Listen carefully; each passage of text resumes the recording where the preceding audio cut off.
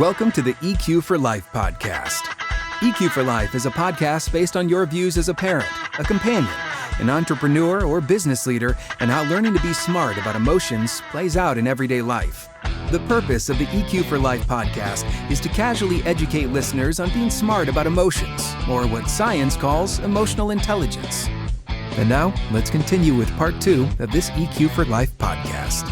And here's our host, a practitioner and teacher of emotional intelligence, Parrish Owen Taylor. It almost seemed like when OSHA showed up in the 70s, and the whole industry called safety just took off. Well, we had human performance strategies back in the 70s when OSHA showed up. So what's that relationship? It does seem to be safety. If you look in the handbook, it says performance equals behavior plus results. So there's that behavior word. Did we hit the intended results? Again, without any other unintentional events. So that's performance. Where does safety play into all this? So, yeah, it's a good question, right? I think I'll go back to the words that I started to use, human factors, right? So human factors, at least in my definition, it's that interrelationship of the employee, the worker, doing the task, whether it's office task or a physical task, with their surroundings, the job site, right? With any of the tools or equipment they're using, whether it's a computer or a jackhammer or, some of the power tool, right? Mm-hmm. And with their crew. So it's that whole relationship of how the employee doing the work interacts with the task, the other people in the crew, the tools they're using, and that situation that they're in, that environment that they're in, right? Mm-hmm. That's the whole human factors. And if there's a problem, so if they're trying to do a task and it's dimly lit, more likely to make a mistake, right? Mm-hmm. They're trying to do a task and, let's pretend someone's got to be there to operate a valve, right? And they're trying to keep the pressure at a certain pressure. But when they design the system, they put the valve, 20 feet away on a pipe that's elevated, 15 foot in the air. What's the chances of that operator being able to have a good, clear view, himself or herself, standing at the valve and squinting, maybe in the sun or at a longer distance to see that gauge, Mm-hmm. right? They're more likely to make a mistake, right? Mm-hmm. So to me, that's human factors. And then I think the way you apply it to safety is you say, well, again, you can look at everything, right? You can look at someone slipping or tripping or falling. That's more like occupational safety. What we did when I was involved with it was we applied it to process safety. We applied it to things that if somebody did it wrong, you can have a major release of gas, steam, liquid natural gas, fuel oils, chemicals, electricity that could, God forbid, kill somebody or seriously injure somebody, Mm-hmm. right? That's how it gets into safety. And then again, that's how you got to say, well, I need to look at my assets and I need to design out that risk, right? Maybe that's through, better engineering design, better understanding those hazard scenarios, right? Mm-hmm. And then through the human factors part of it, the people doing the activity. And again, we did that through different risk assessments where we said, okay, let's understand task by task, step by step. What's the worst thing that can happen here? What are the consequences of it? What are the safeguards you have right now to prevent it? And then where are you in that risk? And if you're not good enough where you want to be, and that's relative to each company, right? Mm-hmm. So if you're not low enough to a company's risk appetite, what else can you do? And that's where emotional intelligence comes in. It's another safeguard. It's another way to lower the risk, because ideally you're improving that person's focus so they're less likely to make an error, right? Mm-hmm. That's the key. They're less likely to make an error. And in some ways, they may be even more likely to recover from an error. We typically never wanted to try to count on that, right? We would rather count on making it so that they're less likely to have that error. Mm-hmm. I can remember when we've done a lot of learning aids videos. I call them learning aids. It's a video, again, with an intended use. But I can remember on one of our series, you had me doing a lot of interviews with some folks that came out of the root cause analysis. And that was the two takeaways. One, we got our engineers involved now, right? So they can improve the process. But I remember him talking about just something as simple as the way the buttons are positioned, and again, positioning the buttons in and of themselves, in a manner where it would mitigate human error. Yeah, absolutely. And if you think about it, right, if you keep building these, let's call them stations, right, whether it's gas or electric, or, and any other type of high energy, they're all built over time, right? No utility company is going to build all their assets at one time, right? They're built up over time as the utility grows. So you're going to have different designs based on different engineers, different principles, different regulations. So some assets might be, 80 plus years old. Some might be brand new. So now imagine that, the new engineers are building it. It's different from the ones before. So now you're the operator. You're going from one that was built 80 years ago, and it was laid out in such a fashion. And now you're going to one that was built, last month. And it's completely different. Labels are different, technology is different, the way everything's arranged is different. You're more likely to have an error because it's different, right? So to try to teach people how to decrease their errors by getting them more focused, right? Tell them to take that extra step, take a closer look at the equipment, make sure you've looked at it twice before you touch it and operate it, right? Make sure you understand it. You're in the right location. You've double checked the labels. You've double checked the prints. That's going to be much better and much cheaper and much quicker to achieve than redesigning all the older assets, right? Over time, companies will get there to the redesign. But in the meantime, you want people focused, right? You want people focused. No, I think that's everything in the human handbook, performance handbook is counterproductive to nature, right? Slow down, ask questions, communicate. Yeah, absolutely. There was one thing. I was out on a contractor site, and again, the whole idea is focus. Sometimes the hurried or the rush is internal. The host doesn't have me rushing, and my GF doesn't have me rushing. It's just something I do internally. So to your point, that's that emotional intelligence component, getting inside my own head, slowing down, keeping on task. We found that exact same thing out. We found, during many incident analysis that, we'd ask people, were you rushed? Were you given enough time to do the job? And they say, yeah, we're given plenty of time. Were you being rushed by your supervisor? No. Okay, then what happened? Well, I rushed. Why did you rush? Just, they were plugging through it, right? So it was in their own head, so whether it was because something going on at home, or maybe because they felt they had to get another task done, but they were putting the rush in on themselves, right? So that's again where the emotional intelligence helps. Because what else? In those kind of cases, what else are you going to do, right? I think another thing that we've done to try to couple with that, and this kind of cuts across all these issues, is people need to be more aware of risk, right? Because and that's what I spent probably most of my time doing in the last 11 years. The biggest thing you hear is it's never going to happen. It never happened to me before. I've done this 100 times. That'll never happen. This will never happen. And I remember one time we did a scenario where we had, we were looking at somebody, in one of our plants potentially driving up and striking a gas regulator, and then gas would be, release the atmosphere with the potential for ignition. And people like, that'll never happen. I've never seen that happen. And I was driving home that day from another state, and on the news came up something where it was an unfortunate situation. A member of the public had driven into, I think, like an above ground gas facility that happened to also be near a medical waste facility. Right? The person had a heart attack, struck it, hit it. Now you had gas release, and then you also had medical release in the same spot. And people were like, I got phone calls and emails later saying, "Wow, we never, we talked about something like this happening. We've never heard of it happening. We've never seen it happening." Right. Never say never. It's terrible when they do happen, right? You don't want to be right. The key is you want to anticipate that it could happen, and then take whatever necessary steps to lower that risk to a tolerable level. And again, that's set by the company to prevent it from happening. Absolutely. Right? So if people acknowledge that there's these human factor risks, right, that's a big step. then they can start to say, well, what are the risk mitigations, right? What are the possible solutions?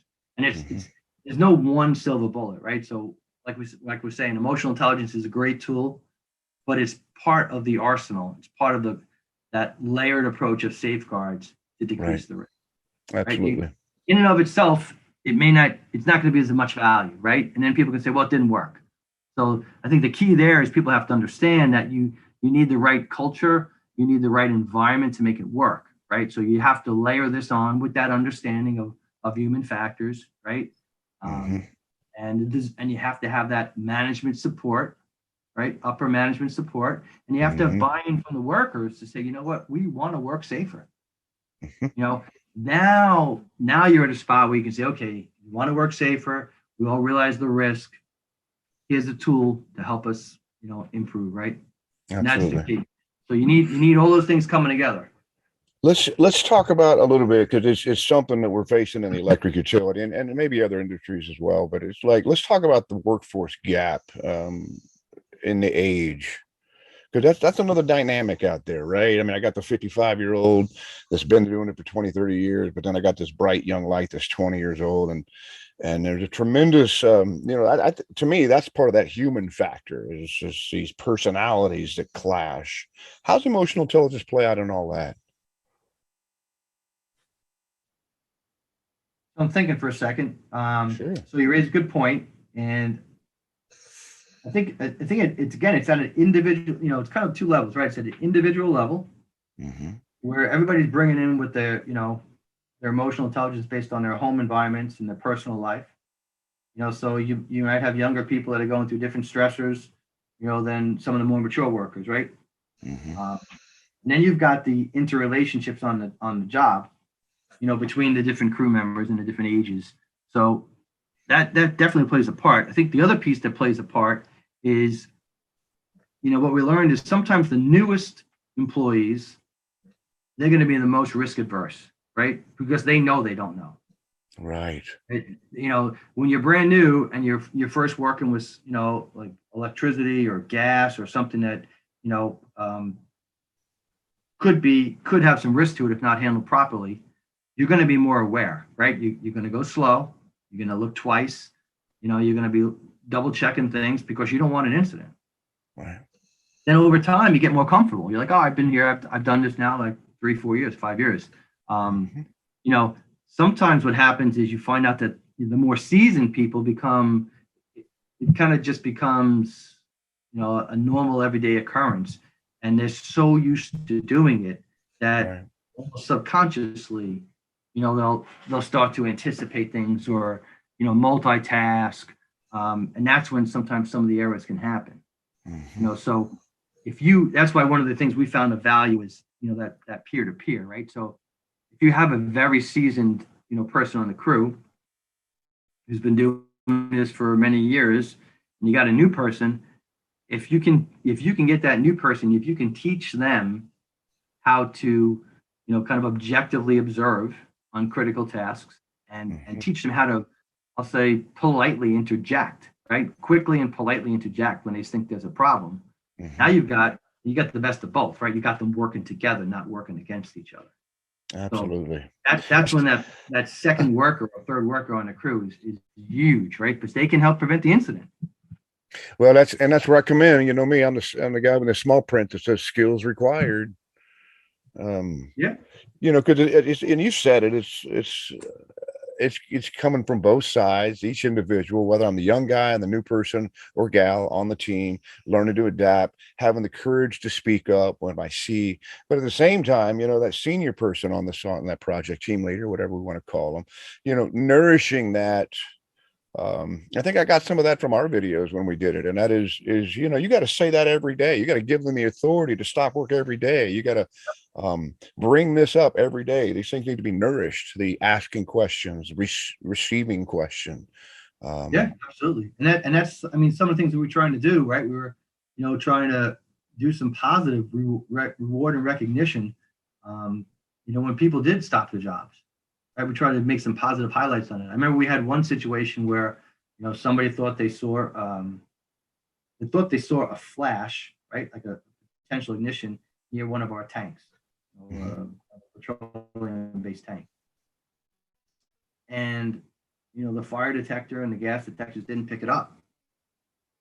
The operator, probably split second was like, that was near the tank.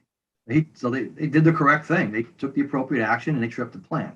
Now, again, that may be based on a different company's risk appetite, but for our company, we didn't want an incident, right? We're not going to take the chance of an incident near one of our tanks. So the operator made the correct choice and they tripped the plant. They shut it down, right? They put safety before productivity. At the end of the day, what it turned out to be was that somebody had left like a can that had like an aerosol-based can. And I think in the summer heat, the thing just kind of popped, right? And started to release. And the gas that came out of that aerosol can, with the sun kind of behind it, you had that reflection. It actually, when we looked at the camera videos later, it did look like a momentary flame. Wow. Right? So thankfully it wasn't, right? So there was no issue. But the operator made the right call. And what we tried to do in that, I remember, myself and talking to some of the plant directors, we're like, this is an opportunity to congratulate that person, right? So Absolutely. we made a big to-do out of it, right? We reached out to leadership. We had leadership reach out to that person, thank them, right? We tried to make a couple of videos on it and distribute it to everybody to show that, what, they did the right thing, right? They took a risk, because if it didn't go that way, maybe somebody could have criticized them for it. They took a risk and they did the right thing. They did what the company wanted them to do based on the company's risk appetite, right? Absolutely. I like how you call it risk appetite. I like that.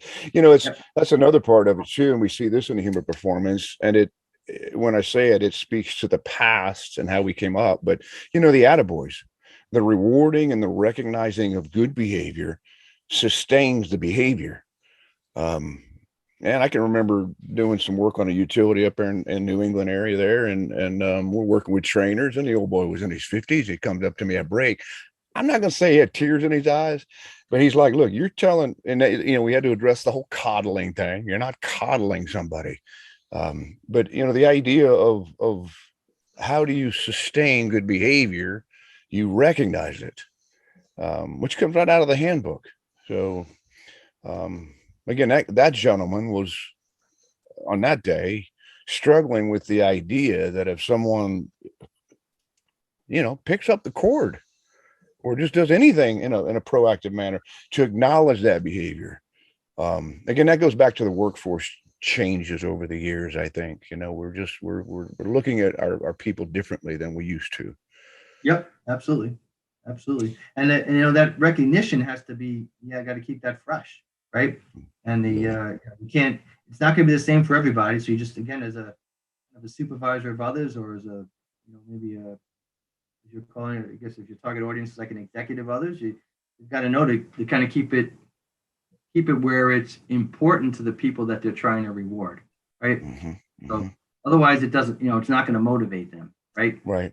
So it could be recognition, could be some kind of a reward, but you got to keep it fresh. You got to keep it, relevant. That's the word I was looking for, to to the people that you're trying to reach. Absolutely. When I think about your whole career, and again, you talk specifically about the last 10 years, 11 years, it's about improvement. I'm not saying we're always dealing with the problem or what's wrong, but that could get stressful. What do you do? You got a lot of balls in the air. You got a beautiful family. You got this career where we're constantly trying to improve. What do you do, Chris, when it comes time to just get yourself back in balance, man?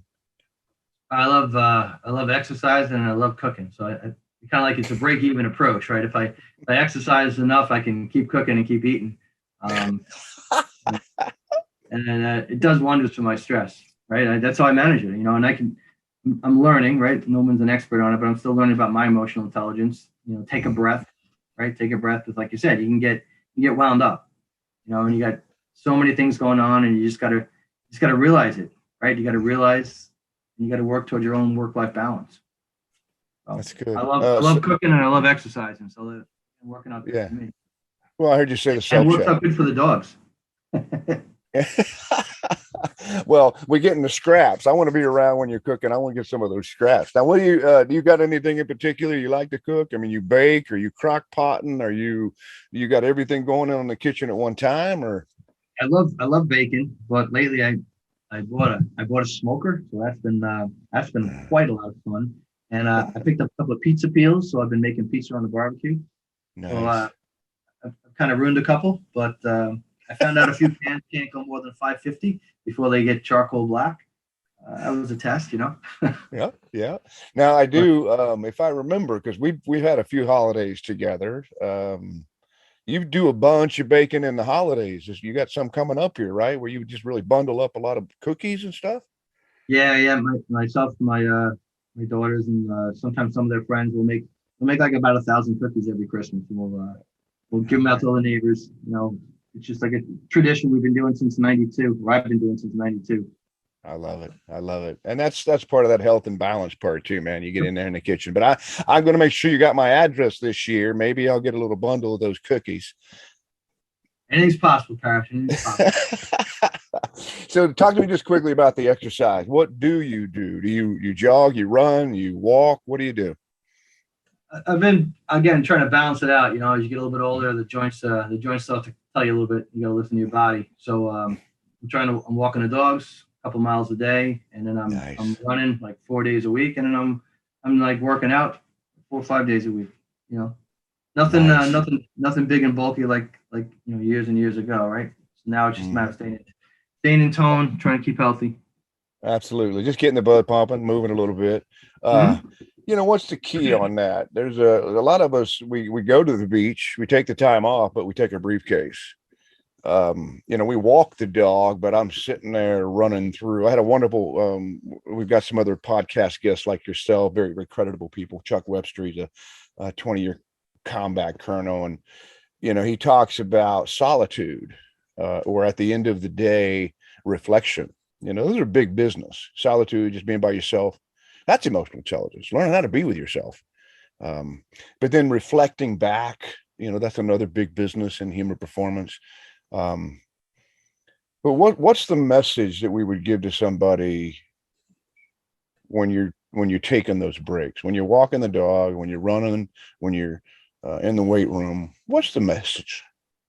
You got to let yourself go, right? I mean, sometimes during a long run, right, it could be out in like an hour and a half. Um, your mind may wander to work. I let it, and then sometimes if there's something that I'm not sure about, it'll work its way out, right? So like Right, in an hour right. and a half jog, like right, but I didn't focus on it. I just kind of let it in, I let it happen. Um, Mhm. then you just got to let yourself go, relax, focus on yourself. I try to focus on my breathing. Just focus on that. Try to find a nice, steady, comfortable pace for the body, Mhm.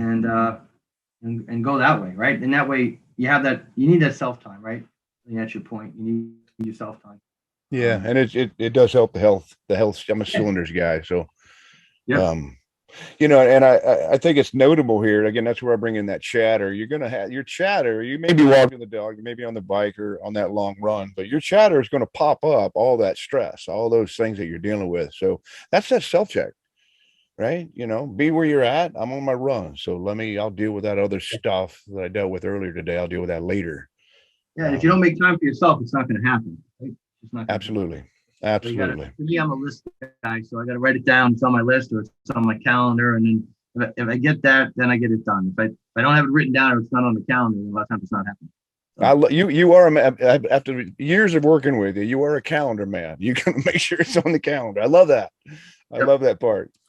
Let's talk about personal best, man. You've been a pivotal part, when you talk about the roles that you played within that electric utility, a large organization, the tenure.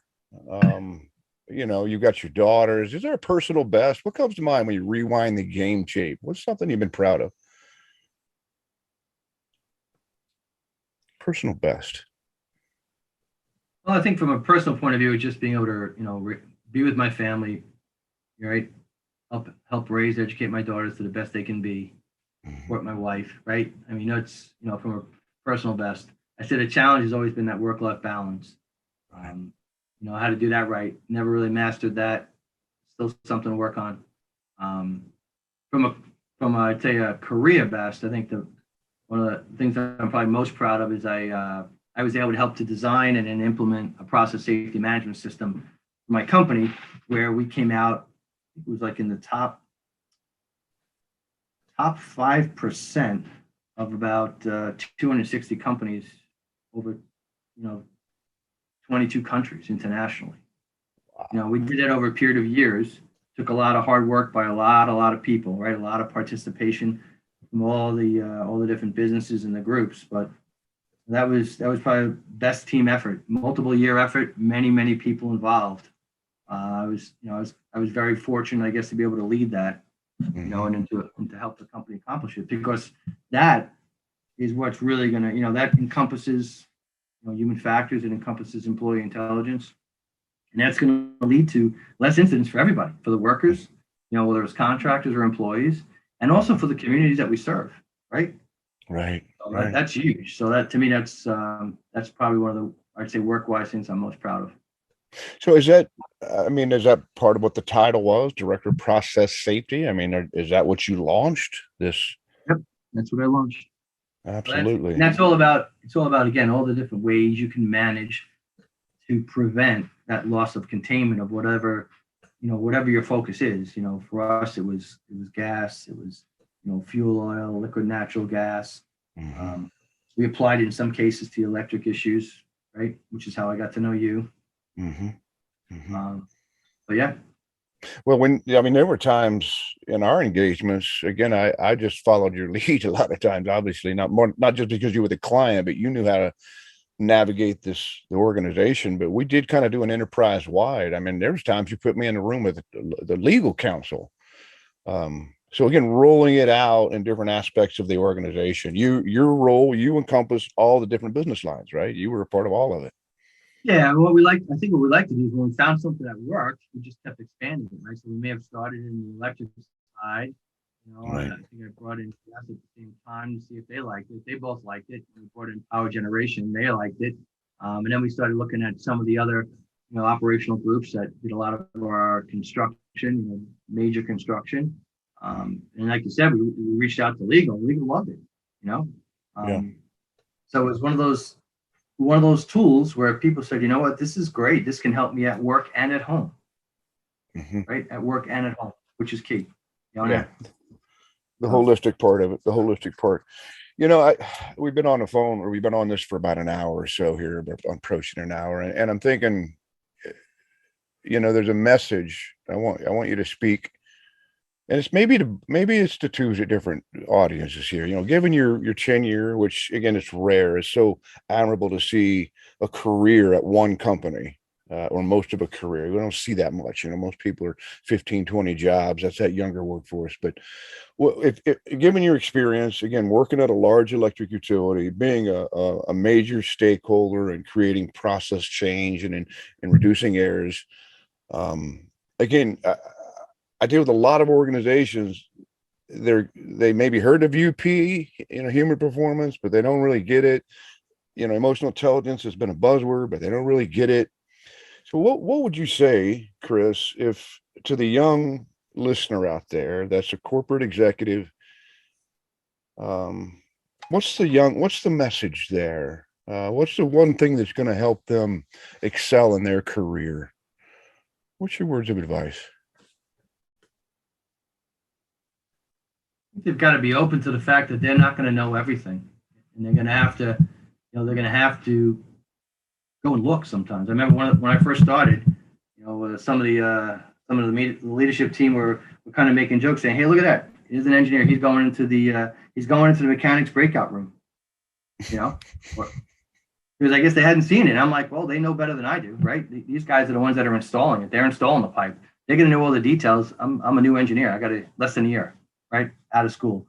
So I went to who knew, and I learned from them. So, you may be coming in, you may have a great degree, extra degrees, great experience, even in other companies. I think you just got to be open-minded to learn a little bit about whatever the new environment you're in, the people you're going to be working with, the tasks and the work that they do. Then you can see, okay, for yourself, what are some of the issues that are working great, and what are some of the issues where we can do some improvements based on whatever your goal is, right? If it's reducing incidents or et cetera. you're hitting a nerve. I had, I've got 4 children. Again, family is a very high priority, like yourself. It's one of the big milestones. But I just had my number 2 out of the 4 on my roster here. Just graduated with honors, engineer, got a wonderful job right out of college as with international paper. And I'm talking with him just this past weekend, as a matter of fact. And I said, how's it going? And I'm drilling down, right? How's the interfaces and the interactions? And he talked about a moment. So my kid's right where you were, so many odd years ago. He's a kid fresh out of college. He's the one with the diagram, and you're out on the field, you're out on the floor somewhere. And here's the guy, as he's telling me the story, that's been doing it forever. And again, he's trying to show the guy the diagram, and this is the right way, the new way, if you will. And there was an unhealthy interaction from the other individual. And so I asked some name calling and stuff. Now my son wasn't, he was just receiving it, but there's that interaction. Now they don't practice emotional intelligence, and I don't have any reason to believe that they have a human performance program, but I call them those water cooler interactions, where emotions get in the way, and then you start building silos. And I was fascinated listening to him talk about it. Again, from his perspective, that young engineer, and he did exactly what you were talking about. He's asking questions with the people that are doing the work. But even when it's all said and done, the task and the SOP has changed, just like we do it this way now. So I was just fascinated listening to him talk about the interaction with an older gentleman, and here he's the young bright light. Yeah, it's again, you got to approach everybody as an individual, right? Mm-hmm. Well, EQ skills required. Skills required. You got to figure out how to best make those connections work. And it's absolutely. Man, this has been so enriching for me. I know our listeners are getting something out of it. I definitely, Chris, I'd like to maybe schedule some more time once we get this one out and talk more about just, your experience with human performance. And obviously, again, it's EQ. But man, I'd love to get you back on once we can get this one rolled out. Maybe we can schedule some more time together and we could talk a little bit more on it. Sounds good, Parrish. Appreciate the opportunity. Thank you very much for that. Absolutely. Again, I think your background and, just your seat on the bus over the years. As we wrap this up, anything, what we're trying to do, EQ4 Life, we're using these skills in our home life and our business life. We improve performance, reduce errors, 2 different agendas. Anything in your head or your heart, Chris, that you want to close with? Any message? Yeah, I guess hopefully people will take this seriously, and they'll look at it and they'll say, hey, how do we try to implement some of the things that are being talked about, right? And give it a fair shake, so you're going to have to, give it some time, get a plan, figure out how to do it, figure out how do you kind of test it in your own environment with your own people. Right. So hopefully folks will kind of get some of that from here, and they can start to, to think about how to do it and try to make a difference, right? Well said. And again, that's unique to every culture, every company, like you said. Yep. So I can see the Conlon Consulting Group maybe coming around down the line. Maybe, you got too much knowledge up there, cuz we can't let you go. Right now, we're just retired and cooking. So glad to help people out if I can, but right now, retired and cooking. Well, cooking, I just went on the bakery list. I just want to get on the list. There you go. All right, my friend. Hey, I appreciate you so much, Mr. Chris Conlon, calling from New York, friend and colleague. Very much appreciated, sir. Thank you. Yep. Thank you, Parrish. Thanks for the opportunity to talk to folks. You take care. You've been listening to the EQ4 Life podcast. Please check back soon for our next podcast, EQ4 Life. To learn more about the EQ4 Life podcast or Parrish, please contact us online at info@parrishowentaylor.com or call 866-487-2815. That's 866-487-2815.